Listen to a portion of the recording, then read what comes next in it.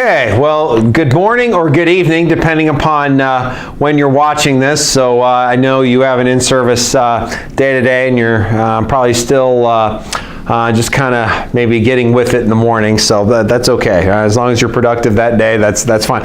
Okay, so what we're going to do is we're going to take the time today to kind of further advance in the Chapter 7 outline on inflation.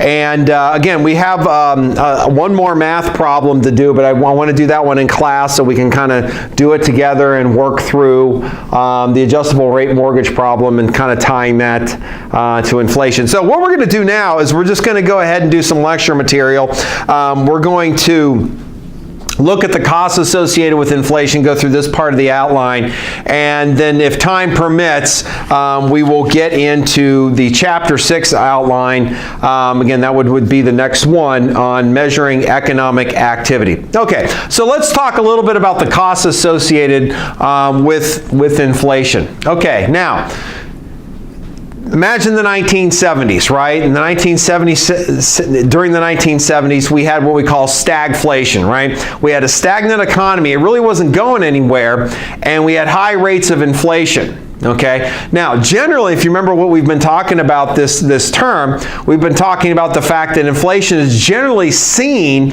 as a sign of a hot economy that's just cruising right along, right? The idea that there's greater demand for stuff, we need people to make that stuff or produce that stuff in regard to services. We have to pay more, and if we have to pay more, then the prices are going to go up, and that's how inflation works. The 1970s was really quite a bad time. I was growing up, I was a kid in the 1970s, sure, but we saw a couple of things that happened that really beat up the economy and really kind of created this idea of stagflation. The first of which were the two oil price shocks in the early to mid 1970s, and then later on in 1979 when gasoline just shot through the roof. All right, gasoline having an inelastic demand, everybody needed it, everybody had cars. Cars were a lot less efficient. The big four, as it was then, automakers were just starting to make in the United States some cost-efficient cars. Just still really didn't take. Even our version of the cost-efficient cars weren't really that efficient. This is actually how the Japanese got a really strong foothold on the American car market, by just making fuel-efficient cars. But we had also higher rates of unemployment. We had these high rates of inflation, high interest rates, right? And you remember, again, just we're talking about the Fisher effect, and we're going to talk about this a couple of different times, right? The idea is that the nominal rate of interest, right, is basically the sum total of the real rate plus inflation. And if, let's just go ahead and go with a little blue here. If I'm going to hold real rates constant and inflation goes up, well then, you know, your nominal rate of return, your interest rate, has to go up. So imagine, if you will, having to buy a house with 21% interest rate, which is, it's, if you have parents or probably grandparents, since your parents are my age, that were selling houses this time, they'll tell you it was crazy. Okay, so let's talk a little bit about some of the costs associated with inflation. Now, what I'm also going to do as we go through this is I'm going to dispel some of the myths associated with inflation, okay? All right, so with that said, most people see inflation as bad. Certainly my generation, probably my parents, your grandparents, see inflation as like a horrible thing because they remember the 1970s, right? Now, with that said, one of the risks associated with inflation is loss of purchasing power, right? The idea is that the money I have in my wallet or my purse or what have you, right, my bank account, is worth less when inflation goes up, right? It's worth less when inflation goes up. Now, we also talked about inflation as a tax last week, so just kind of put that in your head. But the reality is that a little bit of inflation can be a good thing, right? Think of it this way. As inflation goes up, producers of goods and services can charge more. There's no question about that. All right? They can also pass those gains onto their employees because they're probably, in normal circumstances, right, have to pay their employees more because they're in a war for talent, right? A war for workers, and that's what we're seeing. We're seeing a little bit of it right now, not a lot, but a little bit of pressure on wages. A lot of economists really thought it would have been picking up a lot more by now, but no, we're seeing a little bit. All right. Now, with that said, all right, we do assume that a little bit of inflation is a good thing, right?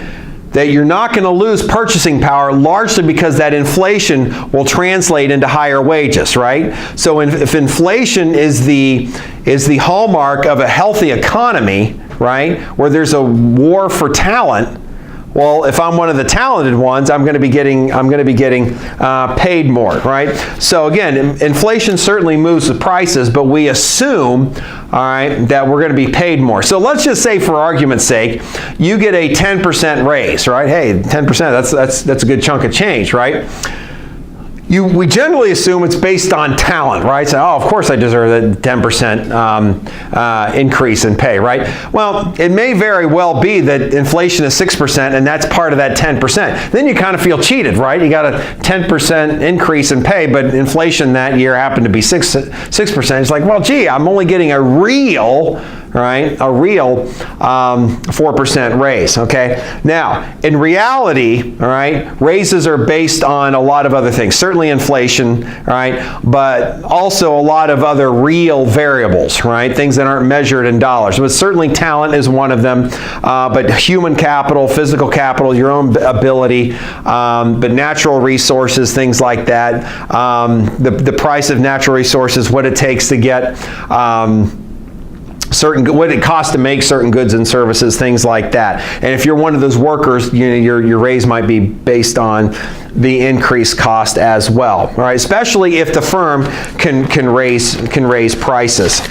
Okay, now, the second thing we're going to talk about are, you know, and you can kind of see this in your outline, they're nicknamed shoe leather costs, right? Now, anytime you've probably heard that phrase, somebody's burning shoe leather, right? It means they're moving around, walking around, doing lots of stuff. Okay, so how do we put this together? As inflation goes up, you have to be more active in managing your money. So you're running around, right? If inflation goes up, you need more money in your pocket to buy the same stuff, right? Now, by the way, it doesn't matter whether you got a raise or not. You still need more money, right, to go buy the same stuff. Even if you got a raise, you still need more dollar bills, right? So you're constantly running to the bank, constantly changing your bank accounts, constantly going to another lender that might offer a higher interest rate. So think of it this way, you know, let's say this is a checking account, a basic checking. Here, let me get rid of some of these arrows, at least for now, okay? But say, you know, capital R is your basic savings account rate. Well, you know, if inflation's going up, then those nominal rates are also going to go up. So one account paid 2%. Well, now you're going to run around and find an account that pays 4% because the bank you're at isn't going to give you a better contract. They're going to make you go somewhere else and then come back with a better offer or something like that. So the idea is that, you know, you have to walk around, you have to burn around, you have to walk around, you have to burn some shoe leather. Now, with that said, this is also why, very important thing to get down in your notes, right? Precious metals become very, very attractive, okay? So in other words, when inflation goes up, people want gold. Why? Gold is gold. It's not paper money. It's a real asset, right? It's a store of wealth. The problem, of course, is you can't go to the grocery store and buy groceries with gold, right? So no matter what, you're still going to need some money. So even if you're going to hold gold, right, you're just like, oh, the heck with inflation, and it's too risky. I'm just going to go buy a bunch of gold. Well, if you need that box of cereal or some peanut butter and jelly, you still got to go change that gold in for some cash because, you know, the Giant Eagle and Acme, they're not going to take gold. I mean, you know, maybe that would happen someday if we had runaway hyperinflation, I guess, but it's not going to likely happen. All right. But what I want you to get down at least is this one basic relationship, right? as inflation goes up, your shoe leather costs are going to go up. In other words, the costs associated with managing your money, going and getting money, going to the ATM, not going to the ATM, that type of thing, those are going to increase. Okay, another cost associated with inflation are what we call menu costs, right? And these are sometimes called sticky wages and sticky prices.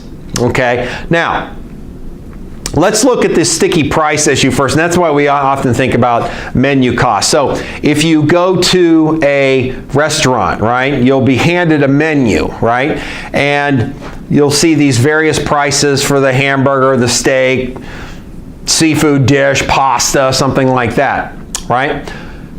Now, restaurants very rarely change their prices. They're sticky. Right? They're not going to change them that often. Why? Because there's a cost actually associated with reprinting menus. So they're not likely to do that.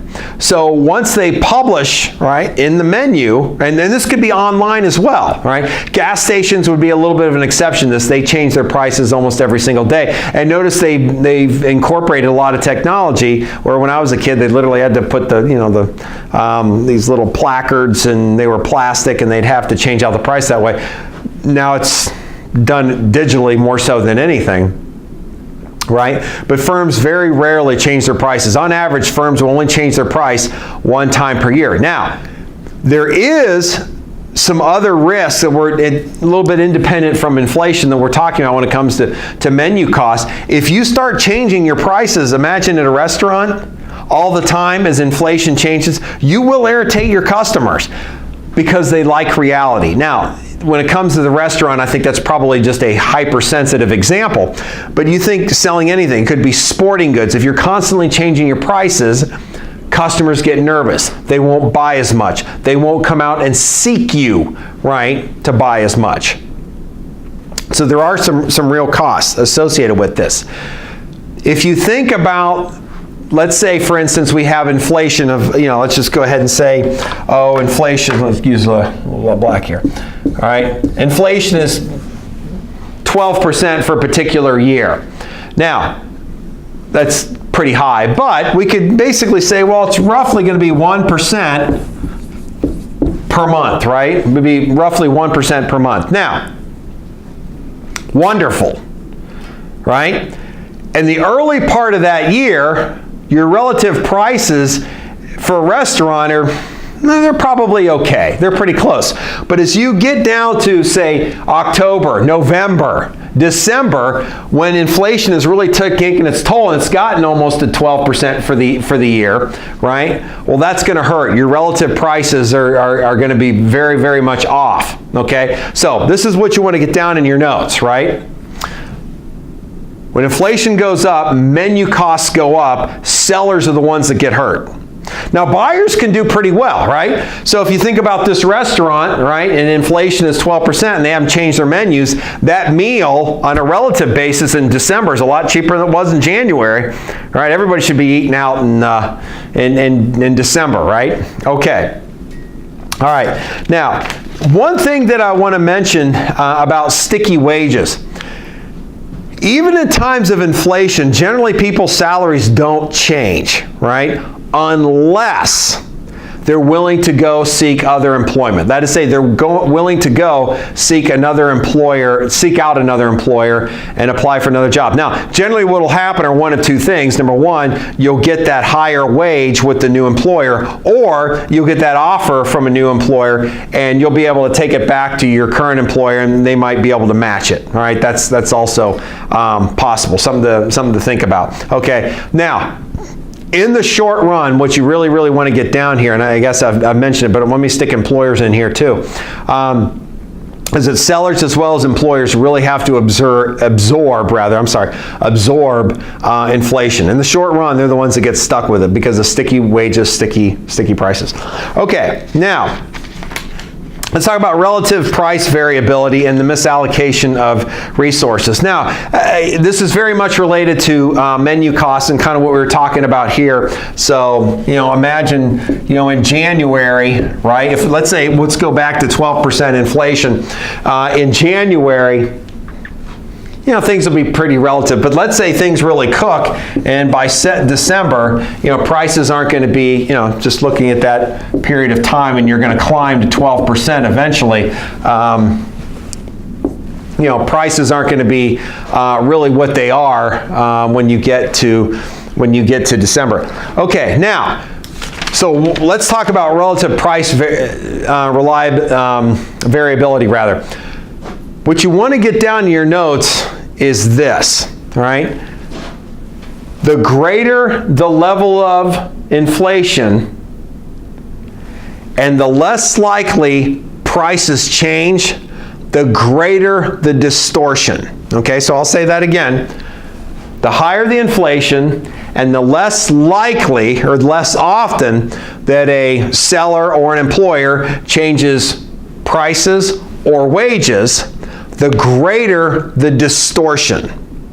All right, the greater the distortion, right? Now, in other words, we would assume, right, in a perfect world, right, that you could move wages, prices, etc. right along with inflation. So whenever inflation moves, you just adjust everything. But you can't do that, right? We were talking about sticky wages and sticky prices, okay? Again, if employees are willing to move and go try other employment, they will increase their pay, right? Especially in times of high inflation, right? Whether you stick to that deal with a new employer or take that new offer back to your original employer, I expect them to match it. Okay, but what you want to see here, right, is the fact that, again, greater inflation, less likelihood you're going to move prices or wages, the greater the distortion. Now you're saying, well, what's the big deal? What's the big deal with distortion? The idea is you don't have things accurately priced. Something's off. Now again, we're going to talk about taxes again here in a little bit, but nonetheless, things are misleading. And you might say, well, what's the big whoop there? The problem is we don't have true values, right? It's hard to measure things. We don't really know the price of assets, the real price of wages, the real price of labor, and it becomes difficult. Now, down the road, you run into bubbles and they burst, right? So if things are so out of whack, these distortions are so great, then what's going to happen is you're going to run into a situation where nobody knows what anything is worth, right? And that can be dangerous, right? Again, the more we adjust, by the way, the less likely you're going to have a real estate bubble or stock bubble, etc. Okay, now let's talk about taxes, all right? So we're going to talk about inflation-induced tax distortions. Okay, so you already know the basic concept behind a distortion. It's basically inaccuracy, right? We don't know what things are worth. We don't know what wages are. We don't know what the prices really should be. It can lead to bubbles. Okay, now, for our purposes, we would like to assume that taxes can move as well, right? Now, you can imagine what we're going to talk about, right?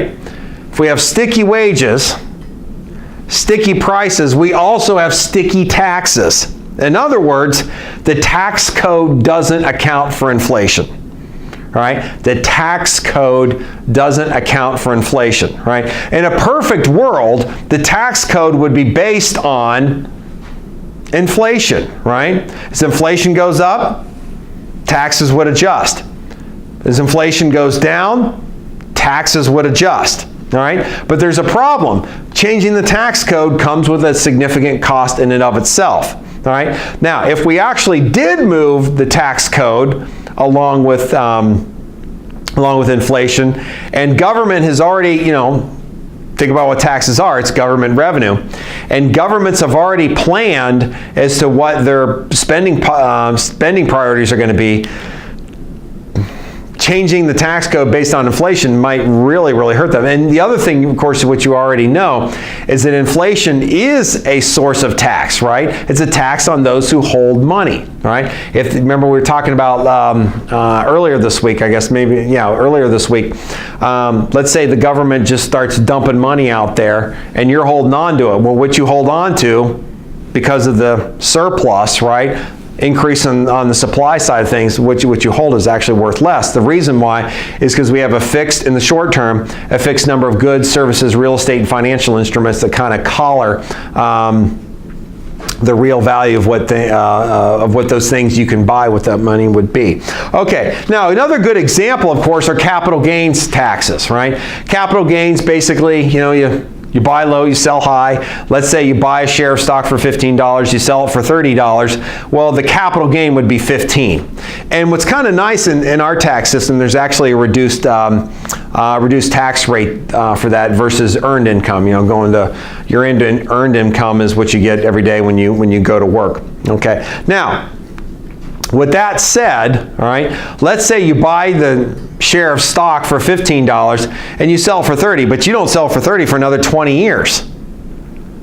Well, obviously prices have changed, inflation's changed, and what's going to happen is you've got a real distortion as to what that $15 is really worth. Yeah, maybe it's $15 nominally, but what's it worth compared to when you bought that share of stock in yesteryear? Well, it's not that much, but you're still going to get taxed for $15, okay? All right. So again, another way of thinking of things. Okay. Again, in a perfect world, you know, the tax code would be adjusted for inflation, but again, that's expensive to do, and the government would probably be out money. Now, one of the problems, of course, that you get with inflation, especially if you look at it as a tax, as well as the impact of inflation on taxes, the regular taxes, right? It really creates a disincentive to save, right? Especially if you save through an investment and you know you're going to be taxed on any returns on that investment. You're like, well, heck, would have been better off just kind of buying stuff. Now, it doesn't work that way all the time because we need a little bit to retire on, right? Okay. Now, one of the arguments, of course, that also made, I'll mention this here, is that maybe we should be taxed. In fact, I'll go ahead and go to the board here. Maybe we shouldn't be taxed on this. We should actually be taxed on this. Maybe we should be taxed on our real rate. Now, again, that's a little bit more difficult to calculate, and you need those writing the tax code, the members of the House, the members of the Senate, of course, the president has to sign off on it unless the president's overridden the president's veto is overridden. It's going to be pretty hard to agree as to what the real rate of return is. So that'd be pretty tough. Okay, so let's go ahead and look at confusion and inconvenience. Now, this is certainly really related to a lot of the stuff that we're looking at. We know already the value of money is based on supply, right? So if I dump a bunch of money out there, the value of money is going to change. It becomes worth less. If I hoard all that money, right, bring it back into the center, there's less money in circulation. It's going to become worth more. We know that it's the Federal Reserve that actually does that through its monetary policy. We've got a whole chapter on it. We really get into the mechanics a little bit later. The problem is that we don't want surprises, right? And the Federal Reserve for decades now has been very good in protecting us against surprises, right? The Fed will often telegraph, if you will, let people know ahead of time, hey, we're going to change rates. And the Federal Reserve has been actually very, very good about this. Really since the 1970s when Paul Volcker took over. He said, look, of course, Volcker was made the Federal Reserve Board chair right at the time of the high point, if you will, of stagflation. He said, okay, my job is to really kind of get this thing to simmer down in terms of inflation, and he did a good job. But one of the things he recommended, so this is almost 40 years now, is that let's let people know what's going to happen. Let's let people know we're about to change the money supply. Let's let people know what we think about inflation so they can act appropriately. Now, you can imagine what happens in countries that suffer from hyperinflation. Right? Generally, hyperinflation is a surprise to the consumer public. Maybe not a surprise to the governments that are actually stoking hyperinflation. If you remember when we were talking about hyperinflation at the beginning of this chapter, and we mentioned that hyperinflation is often based on wartime and paying soldiers, or these great spending plans, and the federal government just starts printing money and starts spending it, and then all of a sudden they can't get it under control. So they start it, but there's really not a whole lot they can do to end it unless they have some type of external protection. Okay, so with that said, all right, we don't like surprises. The Federal Reserve will do a good job, I think, most people think, that it does a very good job of telegraphing so we don't wind up with surprises. Now, you might say, well, what's the big whoop? The big whoop is this. the greater the surprise, the greater the negative impact, right? The greater the distortion, okay? And sometimes it can be really damaging to the economy. Now, the other part to this when it comes to confusion is really accounting. Some of you may want to become accountants someday. One of the things, some of you may be taking an accounting class somewhere along life's path. And you know that we generally measure value, if you will, assets based on their historical cost. Well, if you have inflation, right, well, we assume those asset prices will go up, but on your books they don't, okay? Now, admittedly, what I've just described to you is actually the American system of accounting, which is very different from the international system, where the international system actually values assets based on current value. So they might go above historical cost, sometimes down. Okay. Again, for those of you that are interested in becoming an accountant, you'll learn a lot about the American system, but in our classes we're teaching more and more about the international system, largely because of the impact. Okay. Now, next, talking a little bit about arbitrary distributions of wealth. Now, this really focuses on loans, okay? So let me go ahead and get back to, let me clean this up a little bit. All right. Okay, but getting back to the Fisher effect, and later on in the term, actually, we're going to put the Fisher effect on steroids. Okay, so go back to the original Fisher effect here. Okay, all right, now, what we know, of course, is if we're going to hold real rates constant, all right, we've just had this, I'll just get a little cleaner here. If inflation goes up, the nominal rates of interest have to go up as well. All right, now, there's obviously a strong tie to prices, right? So let's think of a loan. A loan comes with a price, right? The price is that nominal rate of return, okay? So let's say, for instance, all right, let's go with brown. I think this will contrast a little bit better. Okay, let's say you take out a student loan for $20,000, right? And let's say it's at, say 5% interest, okay? Now, if this is your loan package, in fact, let's just go ahead and circle it so we know it's our loan package, all right? And you're gonna have to pay this off over time, all right? If inflation is low, this actually becomes an expensive loan. It becomes a more expensive loan in real dollars. So think about that, right? We talked about that. If inflation goes down, these dollars become tougher to get a hold of, right? And this loan becomes more expensive. Now, let's just say, for crazy's sake, if you will, right? I don't know if that's a term. Let's say inflation winds up being 20%. That loan became very, very inexpensive. Loans have fixed payments. Most of them have fixed payments. They have fixed terms. So the idea is this loan actually became pretty inexpensive, okay? So if you're holding the loan, you want inflation to go up, because whatever your payment is, let's just say for the heck of it, I'll just throw something in there. Let's say your payment is $300 a month. Actually, I could give you like now that you know how to use your finance calculator, I could give you a 10-year term and you could actually calculate. But let's just say for the heck of it, it's $300 a month. Well, if inflation goes up and there's more dollars out there, well then getting a hold of that $300 became a lot less hard to come by, right? Getting those $300. Now, on top of that, think about it.